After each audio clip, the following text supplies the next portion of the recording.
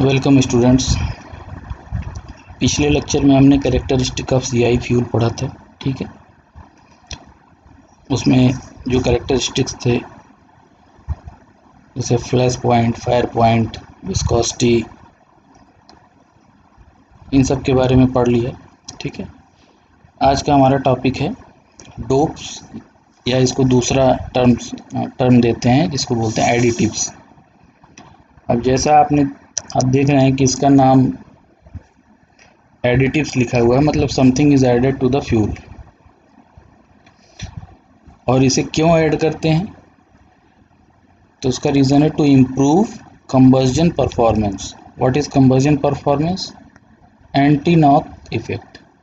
ठीक है, फ्यूल की प्रॉब्लम क्या है? Anti knocking is the problem of the fuel. ठीक है, so we have to add some extra chemical compound known as dopes or additives to improve the combustion performance of fuel, or in other words to get good anti-knock properties of fuel।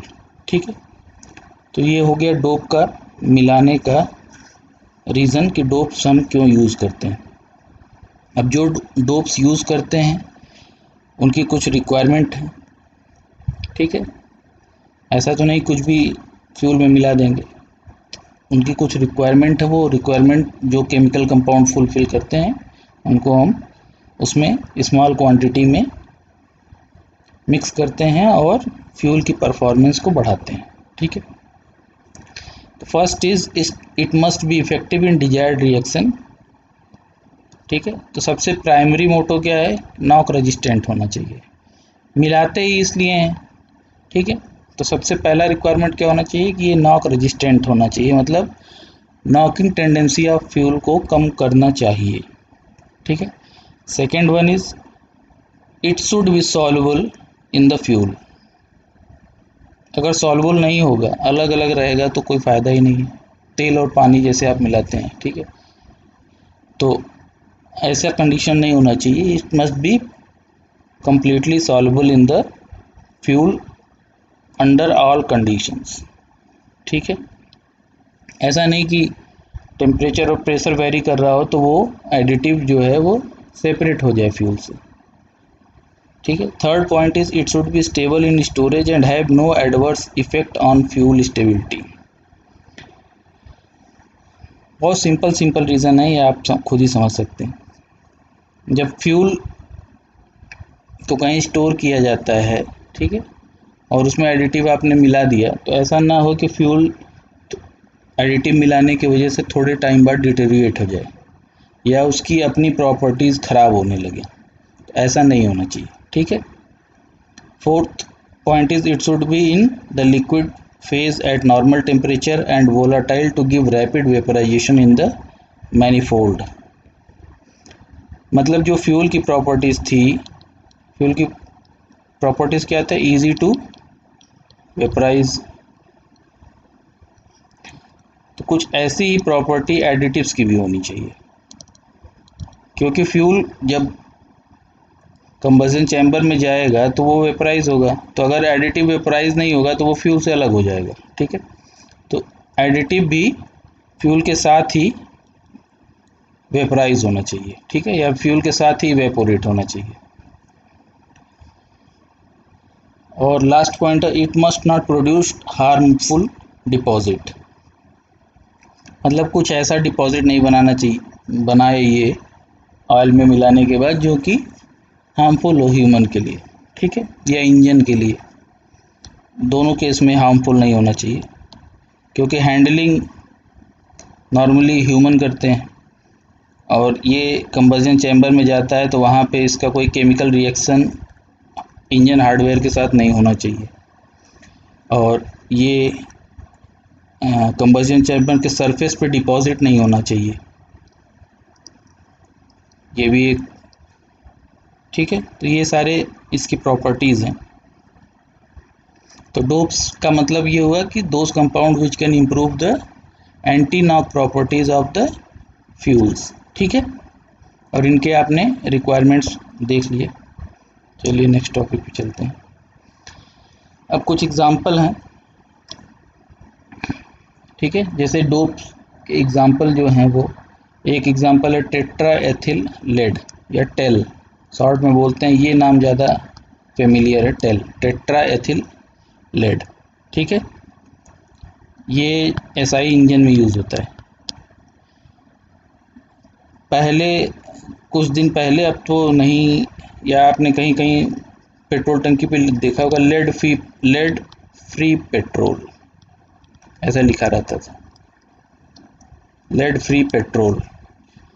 तो शुरुआत में क्या हुआ कि ये tetraethyl lead जो है वो फ्यूल की प्रॉपर्टीज़ इन्हांस करने के लिए मिलाया जाता था, लेकिन जब थोड़ा लंबे समय तक यूज़ हुआ तो ये देखा गया कि लेड जो है वो एटमॉस्फेयर में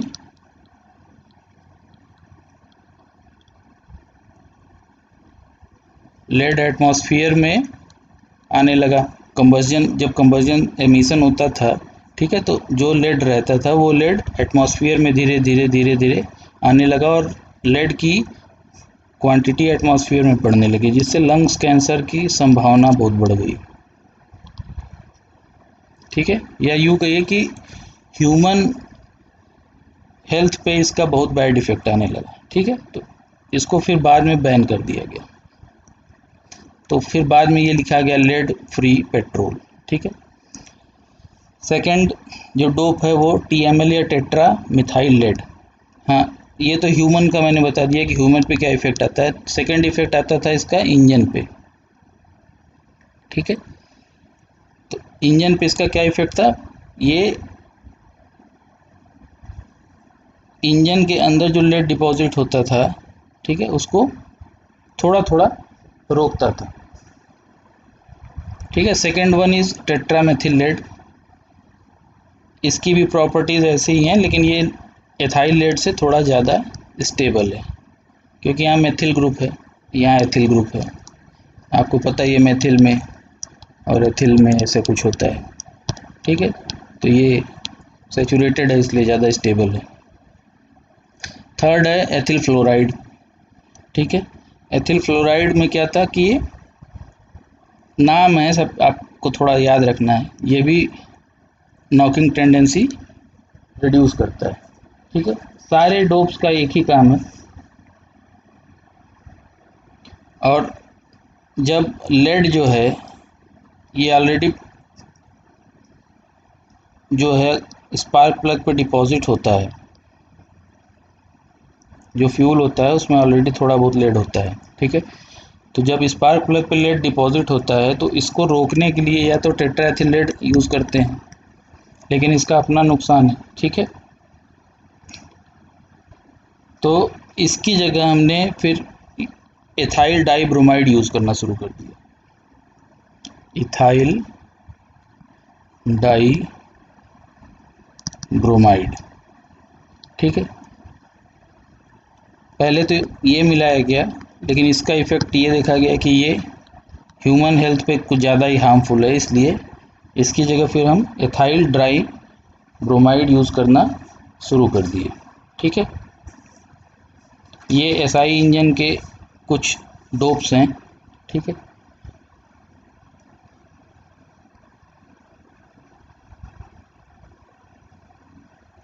चलिए कुछ सीआई इंजन के डोप्स भी आप देख लीजिए। इसमें एक है एमाइल नाइट्रेट, या इसको बोलते हैं प्राइमरी एमाइल नाइट्रेट, ठीक है। एक सेकेंडरी एमाइल नाइट्रेट भी यूज़ करते हैं। Third one is butyl peroxide,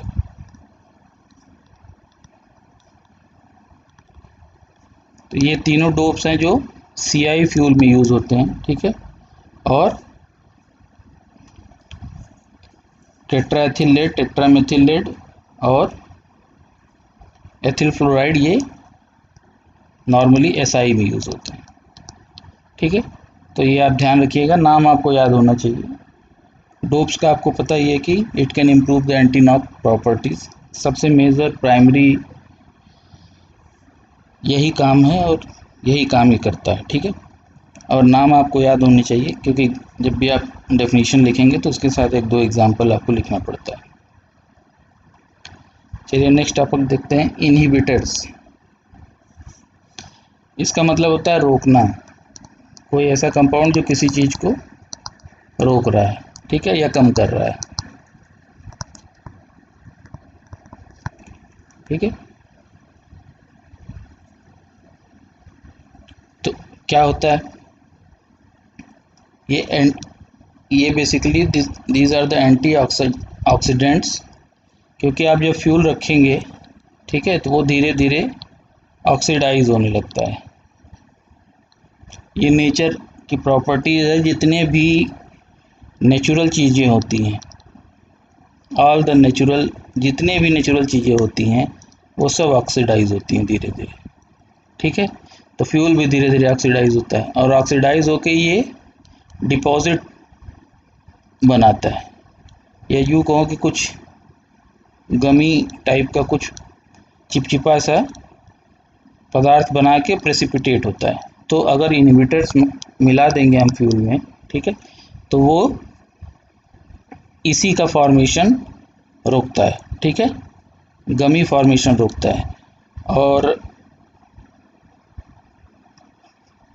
थोड़ा ऊपर चलते हैं, देखते हैं।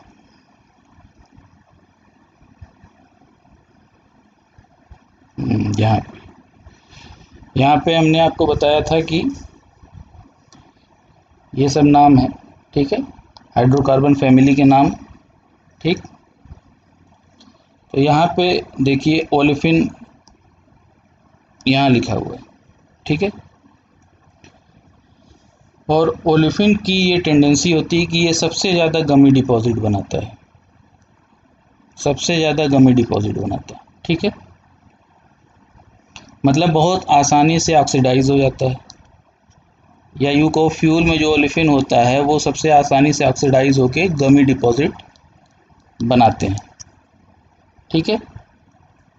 जब भी आप इसको स्टोर करेंगे तो ये इजीली ऑक्सीडाइज हो जाएंगे, और इजीली ऑक्सीडाइज होके जो है गमी डिपॉजिट बनाएंगे, मतलब फ्यूल आपका धीरे धीरे धीरे धीरे खराब होता जाता है, ठीक है।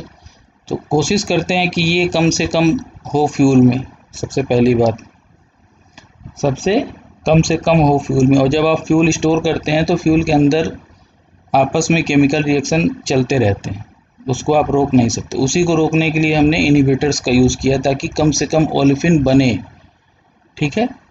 अगर हमको उसको नहीं यूज़ करेंगे तो अंदर केमिकल में नेचुरल रूप से ओलेफिन बनेगा और फिर वो ऑक्सीडाइज होगा और फिर वो गमी डिपॉजिट बनाएगा, ठीक है। तो इसीलिए इनहिबिटर्स यूज़ करते हैं। अब यहाँ पे देखिए एक टर्म लिखा हुआ पैराफिन और एरोमेटिक। अब अगर नॉकिंग टेंडेंसी की बात करें तो पैराफिन में सबसे ज़्यादा नॉकिंग टेंडेंसी होती है, हाईएस्ट नॉकिंग टेंडेंसी होती है। अगर आप इसको एसआई में यूज़ करेंगे, ठीक है, एसआई इंजन में यूज़ करेंगे तो इसकी नॉकिंग टेंडेंसी सबसे ज़्यादा होगी, और एरोमेटिक की नॉकिंग टेंडेंसी मिनिमम होगी, ठीक है। तो ये हो गया नॉकिंग टेंडेंसी के बारे में, और ओलेफिन के बारे में बताया आपको कि ये गमी डिपॉजिट बनाता है, ठीक है।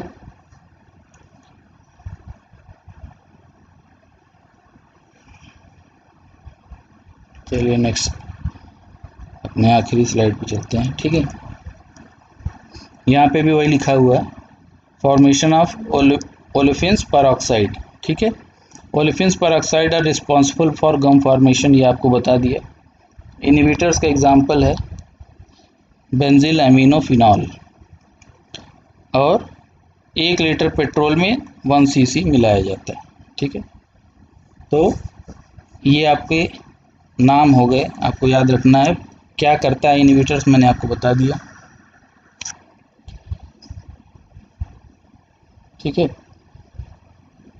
अब देखिए कुछ और टर्म हैं जिनको आप ध्यान में रखिएगा। एक है HUCR, हाईएस्ट यूजफुल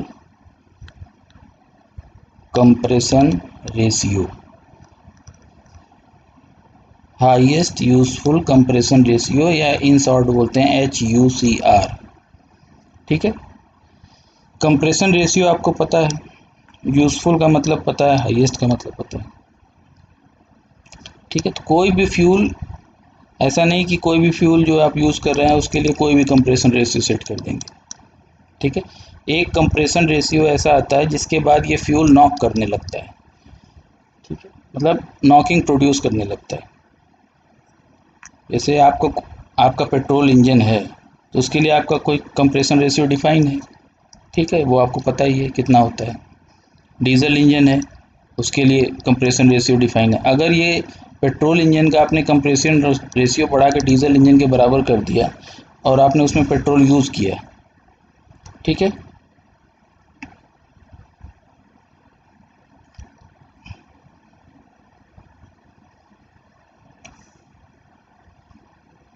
आपने उसमें पेट्रोल यूज़ किया तो क्या होगा, वही पेट्रोल जो आपका पहले लो कंप्रेशन रेशियो पे अच्छे से काम कर रहा था, अब हाई कंप्रेशन रेशियो पे वही पेट्रोल आपको नॉकिंग प्रोड्यूस करके देगा।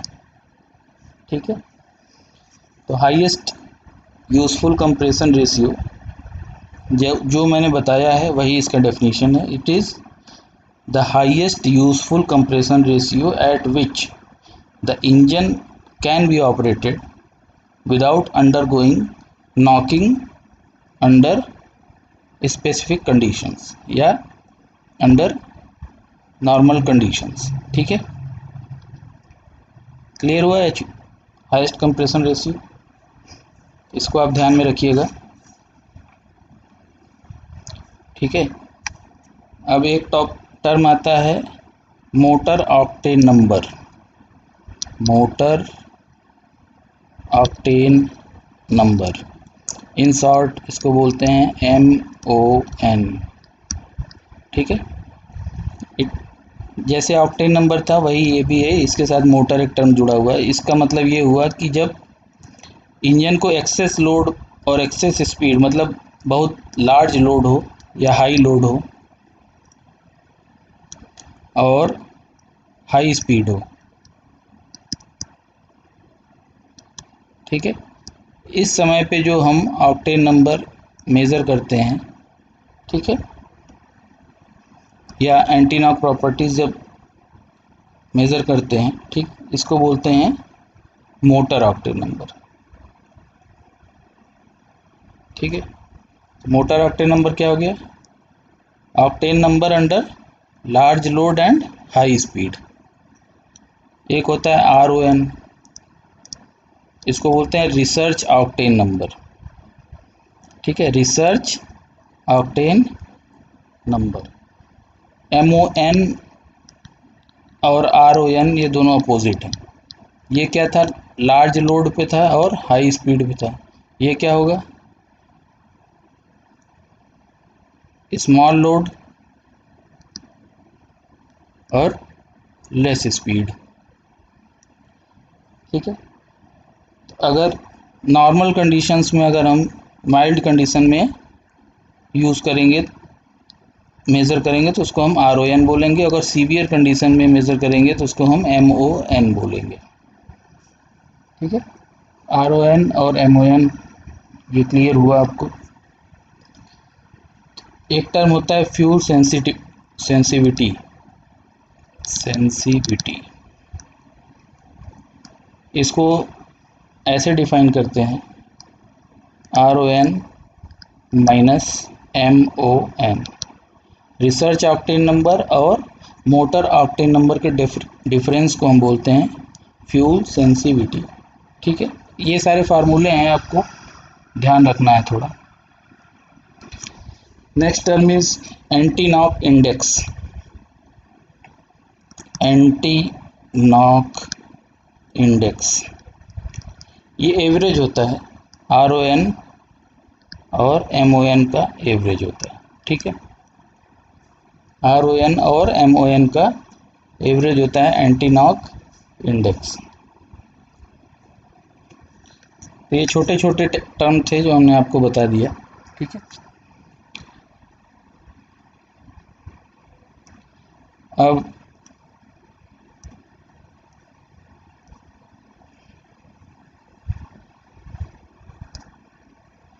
चलिए देखते हैं कुछ alternative fuels. Alternative fuels, diesel petrol आपके बहुत कॉमन है, तो सबसे पहला अल्टरनेटिव फ्यूल है आपका अल्कोहल। क्योंकि आपको पता है अल्कोहल भी बहुत इजी वेपराइज हो जाता है। ठीक है, तो इसका फ़ायदा क्या है, इसका ऑक्टेन नंबर बहुत हाई होता है। ठीक है, ऑक्टेन नंबर हाई होने का क्या मतलब हुआ, आप इसको हाई कंप्रेशन रेशियो पे यूज़ कर सकते हैं। हाई कंप्रेशन रेशियो पे इसको यूज़ कर सकते हैं। ये हाई कंप्रेशन पे आपको ऑक्टेन नंबर ज़्यादा है, इसका मतलब एंटी नॉक प्रॉपर्टीज़ बहुत अच्छी है। अगर आप हाई कंप्रेशन रेशियो पे यूज़ करेंगे तो भी ये नॉकिंग प्रोड्यूस नहीं करेगा।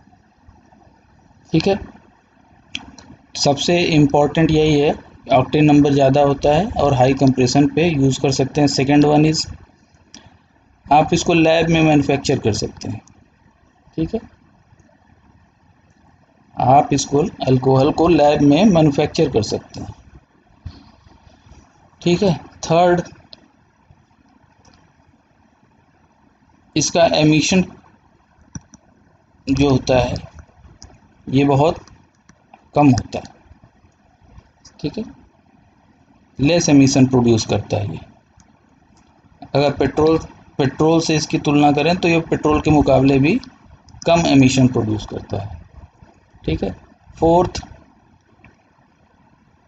ये इसमें जो है एस कंटेंट बहुत कम होता है, बहुत लो होता है, सल्फ़र कंटेंट बहुत लो होता है।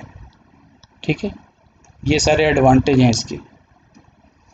पहला एडवांटेज जो मेजर है वो है octane number, high octane number होता है। ठीक है, अब डिसएडवांटेज देख लेते हैं।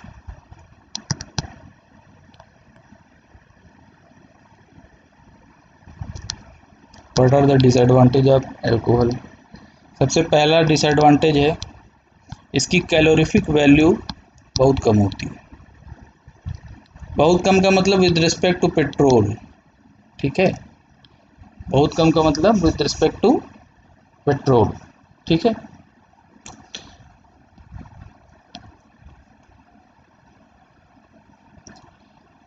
और ये इसका एक प्रॉब्लम होता है इंजन की स्टार्टिंग में, ये इंजन स्टार्ट होने में प्रॉब्लम देता है। ठीक है,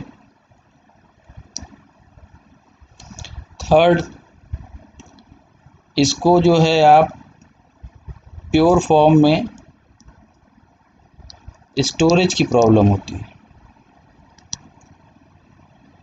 बिकॉज हाईली इवेपोरेटिव होता है, इसलिए स्टोरेज की बहुत प्रॉब्लम होती है अगर प्योर फॉर्म में यूज़ करें तो ये सारे डिसएडवांटेज हैं अल्कोहल के। सेकेंड अल्टरनेटिव फ्यूल है हाइड्रोजन। ठीक है, इसके एडवांटेज में क्या है, सबसे पहला एडवांटेज तो होगा एमिशन ही बहुत कम होगा। ठीक, आपको नेचर में आराम से, नेचर से आप इसको रिट्रीव कर सकते हैं। ठीक है, ईजिली इन्फ्लेमेबल होता है, आसानी से आग पकड़ लेता है। ठीक है, और इसकी बर्निंग से आपको वाटर मिलेगा जो कि पोल्यूटेंट नहीं है। फ्यूल को आप जब भी बर्न करें, फ्यूल ऑक्सीडाइज होगा तो क्या बनेगा, हाइड्रोजन ऑक्सीडाइज होगा तो पानी बनेगा। ठीक है, तो वाटर इसका एमिशन होता है जो कि अपने आप में भी पोल्यूटेंट नहीं है। तो ये इसके फ़ायदे हैं। अब नुकसान क्या है, सबसे पहला नुकसान, ठीक है, इसकी भी हैंडलिंग बहुत टफ है। सेकेंड, इसको प्रोड्यूस करना बहुत कॉस्टली है। आप अगर हाइड्रोजन गैस अलग करेंगे एटमॉस्फेयर में से तो उसको प्रोड्यूस करना बहुत ही कॉस्टली होता है, ये कॉस्टली होता है और इसकी हैंडलिंग भी बहुत कॉस्टली होती है। ठीक है। और थर्ड डिसएडवांटेज जो इसका ये मेजर डिसएडवांटेज है कि ये नॉकिंग प्रोड्यूस करता है काफ़ी ज़्यादा। नॉक इंजन नॉकिंग टेंडेंसी बहुत ज़्यादा रखता है, तो ये इसके डिसएडवांटेज हो गए। ठीक है। अब एक और अल्टरनेटिव फ्यूल है CNG, कंप्रेस्ड नेचुरल गैस। ये आप खुद से पढ़ेंगे। ठीक है। इसके क्या एडवांटेज हैं और क्या डिसएडवांटेज, सेल्फ स्टडी है ये आपके लिए।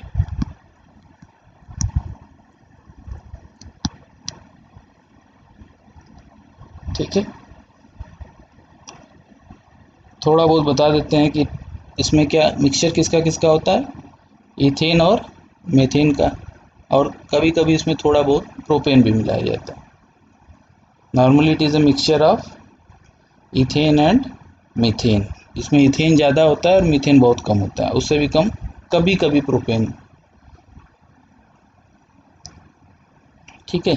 CNG इंजन्स यूज़ होते हैं आजकल दिल्ली वगैरह में, आप देखिए लखनऊ में देखिए तो CNG यूज़ होता है। ठीक है। इसका ऑक्टेन नंबर भी हाई होता है। ठीक। एक बहुत कॉमन CNG क्यों यूज़ करते हैं, क्योंकि इसका एमिशन बहुत कम है। ठीक है। पेट्रोल से सस्ता भी होता है ये। थोड़ा इसका प्रॉब्लम ये है कि इसको स्टोरेज करने के लिए आपको कुछ एक्स्ट्रा डिवाइस यूज़ करने पड़ते हैं। ठीक है। इसका जो एमिशन है वो थोड़ा दुर्गंध कम प्रोड्यूस करता है, ऑर्डरलेस होता है। ठीक है। ये सब है, लेकिन इसकी प्रॉब्लम ये क्या है कि ये इसका जो एनर्जी डेंसिटी है वो कम होता है, इसलिए CNG जिस गाड़ी में लगा रहता है उसमें पिकअप वगैरह की प्रॉब्लम आती है। ठीक है। लो स्पीड पे बहुत अच्छा काम करेगा, बट अगर आपको रफ ड्राइविंग करनी है, मतलब आपको बहुत स्पीड में भगाना है या अचानक से एक्सीलरेट करना है, तो वहाँ पे थोड़ी प्रॉब्लम आती है। ठीक है। बाकी आप देख लीजिएगा, ज़्यादातर मैंने बता ही दिया इम्पोर्टेंट। तो ठीक है, आज के लिए बस इतना ही। नेक्स्ट नया चैप्टर स्टार्ट करेंगे। चलिए।